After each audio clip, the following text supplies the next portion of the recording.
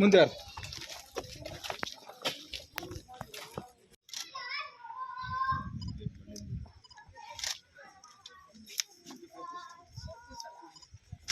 इधर है साहब पूरा सामान कौन कर रहे थे हम और कब गिर गए कल ही गिर गया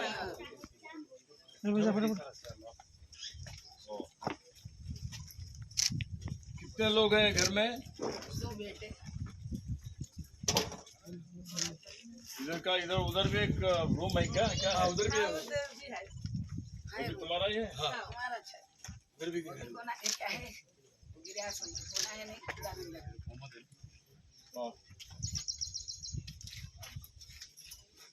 यार ऐसे बोलते हैं शेख अहमद अख्तर भी कौन है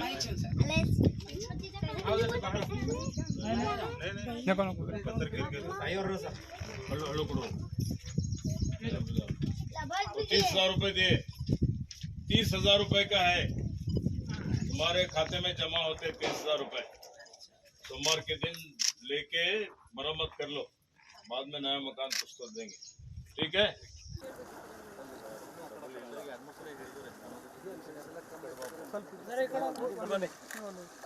ಇದೆಲ್ಲ ನಿಮ್ಮ ಹೊಲ ಇದು ಈ ಕಡೆ ಬೇರೆ ಈ ಕಡೆ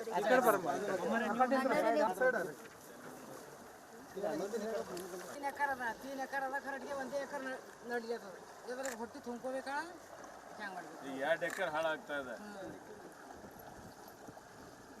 ಏ ಜೋ ಅಪ್ಪ ಸರ್ವೆ ಮಾಡಿ ಇದಕ್ಕೆ ಫುಲ್ ಪರಿಹಾರ ಕೊಡ್ಲಿಕ್ಕೆ ಹಾಕಿದೆ ಇದಕ್ಕೆ ಪರಿಹಾರ ಕೊಡ್ತೇವೆ ಮತ್ತೆ ಪರ್ಮನೆಂಟ್ ಏನು ಮಾಡ್ಬೋದು ಏನೋ ಮಾಡ್ತೀವಿ ಆಯ್ತಾ ಮಾಡ್ರಿ ಯಾರು ಮಾಡ್ರಿ ಪರಿಹಾರ ಕೊಡಬೇಕು ಇಲ್ಲಾಂದ್ರೆ ಭೂಸ್ವಾಧೀನ ಮಾಡಬೇಕು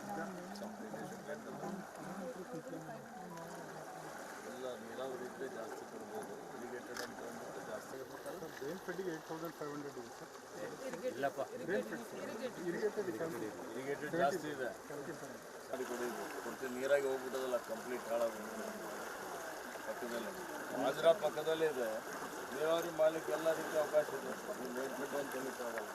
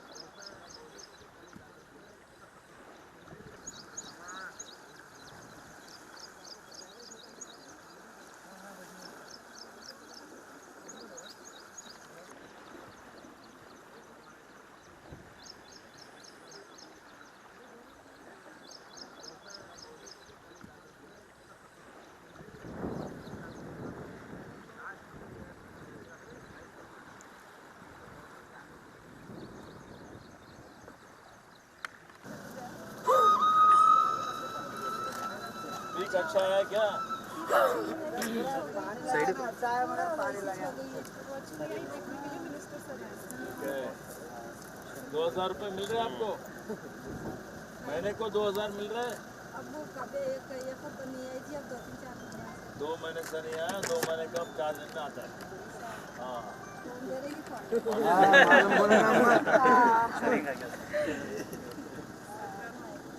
क्या है बड़े साहब हैं ईश्वर साहब है मिनिस्टर ಸತತವಾಗಿ ಸುರಿದ ಮಳೆಯಿಂದ ನಿಜಕ್ಕೂ ಎಲ್ಲೋ ಒಂದು ಕಡೆ ಜನರು ರೈತರ ಬದುಕು ಮೂರಾಬಟ್ಟಿಯಾಗ್ಯದ ನೋಡ್ಬೋದು ನೀವು ಜಿಲ್ಲಾ ಉಸ್ತುವಾರಿ ಸಚಿವ ಈಶ್ವರ್ ಖಂಡ್ರೆ ಅವರು ಜಿಲ್ಲಾಧಿಕಾರಿ ಜಿಲ್ಲಾ ಪಂಚಾಯತ್ ಸಿಇಒ ಅಗ್ರಿಕಲ್ಚರ್ ಅಧಿಕಾರಿಗಳೊಂದಿಗೆ ಬಂದು ರೈತರ ಗೋಳನ್ನು ಆಲಿಸ್ತಾ ಇದ್ದಾರೆ ಚಿಲ್ಲರ್ಗಿ ಗ್ರಾಮಕ್ಕೆ ಅವ್ರು ಆಗಮಿಸಿದ್ದಾರೆ ನೋಡ್ಬೋದು ನೀವು ರೈತರು ತಮ್ಮ ನೋವನ್ನು ತಮ್ಮ ಸಮಸ್ಯೆಯನ್ನು ಚಿಮ್ಕೋಡ್ ಗ್ರಾಮದ ರೈತರು ಸಚಿವರು ಮುಂದೆ ಹೇಳ್ತಾ ಇದ್ದಾರೆ ನೋಡ್ಬೋದು ನೀವು.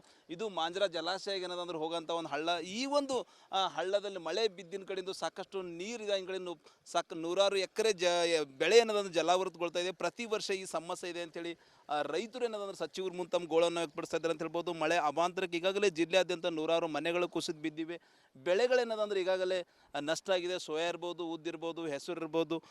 ಸರ್, ತಾವು ಸ್ಥಳಕ್ಕೆ ಬಂದಿರಿ, ಏನು ಹೇಳ್ತಾ ಇದ್ದಾರೆ ಸರ್ ರೈತರು? ಕಳೆದ ಒಂದು ವಾರದಿಂದ ಬಿದ್ದಂಥ ಮಳೆಯಿಂದ ಸಾಕಷ್ಟು ಒಂದು ಅವಾಂತರಗಳು ಜಿಲ್ಲೆಯಲ್ಲಿ ಸೃಷ್ಟಿಯಾಗಿವೆ. ಜಿಲ್ಲೆಯಲ್ಲಿ ಭಾರಿ ಮಳೆಯಿಂದ ಸುಮಾರು ಕಡೆ ರೈತರ ಬೆಳೆ ನಷ್ಟ ಆಗಿದೆ. ಸೇತುವೆಗಳು ಕೊಚ್ಕೊಂಡು ಹೋಗಿದ್ದಾವೆ, ಸಂಪರ್ಕ ಕೆಲವೊಂದು ಕಡೆ ಕಡಿದು ಹೋಗಿದೆ, ಮನೆಗಳು ಕುಸಿದು ಹೋಗಿದ್ದಾವೆ. ಇವತ್ತು ಇದೆಲ್ಲ ನಾನು ಪರಿಶೀಲನೆ ಮಾಡಲಿಕ್ಕೆ ಬಂದಿದ್ದೇನೆ. ಸ್ಥಳಕ್ಕೆ ಭೇಟಿ ಕೊಟ್ಟಿದ್ದೇನೆ. ಜಿಲ್ಲಾಧಿಕಾರಿಯವರು, ಮುಖ್ಯ ಕಾರ್ಯನಿರ್ವಾಹಕ ಅಧಿಕಾರಿಗಳು, ಇತರ ಅಧಿಕಾರಿಗಳು ನನ್ನ ಜೊತೆಯಲ್ಲಿದ್ದಾರೆ.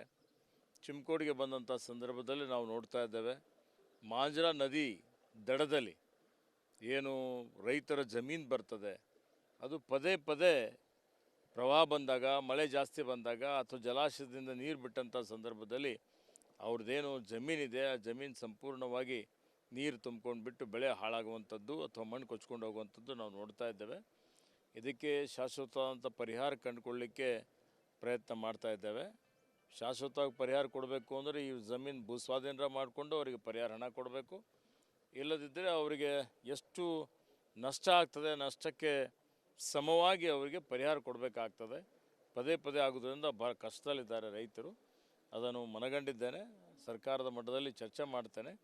ಆದಷ್ಟು ಈಗ ನಿಯಮ ಪ್ರಕಾರ, ಮಾನದಂಡ ಪ್ರಕಾರ, SDRF RDF ನಾಮ್ಸ್ ಪ್ರಕಾರ ಪರಿಹಾರ ಕೊಡ್ತೇವೆ. ಮುಂದೆ ಶಾಶ್ವತ ಪರಿಹಾರ ಇದಕ್ಕೆ ಮಾಡಲಿಕ್ಕೆ ಪ್ರಯತ್ನ ಮಾಡ್ತೇವೆ. ಸರ್, ನೂರಾರು ಮನೆಗಳು ಅಂದ್ರೆ ಅಲ್ಲಲ್ಲಿ ಮನೆಗಳು ಅರ್ಧ ಮನೆ ಕುಸಿದಿವೆ, ಕೆಲವು ಸಂಪೂರ್ಣ ಮನೆಗಳು ಕುಸಿದಿವೆ ಸರ್.